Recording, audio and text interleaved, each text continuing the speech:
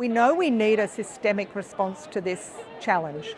So the increasingly complex cascading disasters that we talk about, and when I first joined all of this work, we talked about it in the future, around the corner. Well, the future has arrived. They're happening now, literally this week.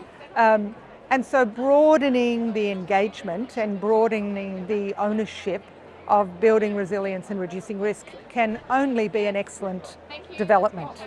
The challenge, of course, is how to make sure we build the capability, the knowledge, the literacy, which is again what ADA's focused on, so we're excited.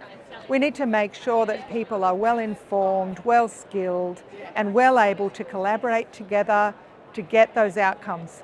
And while there are more and more legs on the octopus, there are more and more groups to bring together and unite. The diversity of thought is a good idea. The diversity of content is a good idea. It's a challenge, though, to make sure we bring all of that together for a good result at community level in particular to build resilience. So that's the two-sided coin of an expanding family, as you say, and a wonderful growing conference. That's the challenge before us. Systems thinking is progressed by having a lot of different sectors, parts of society, kinds of views, perspectives in the conversation. But it's more than that. It's also knowing how decisions made in one area have an impact in another area, and then how that cascades through society and through the experience on the ground in a community.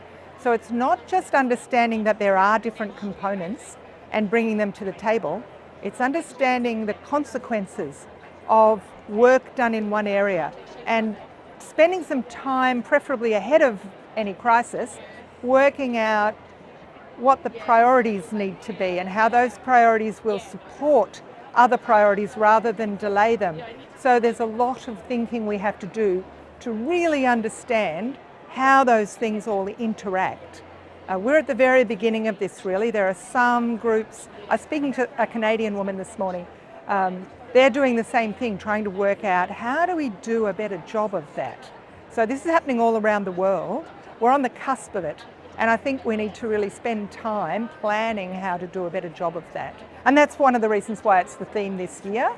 We're looking back in time, we're looking forward, we're looking at innovation, we're looking at history, trying to work out, we've got children, we've got First Nations, Indigenous, we've got masculinity.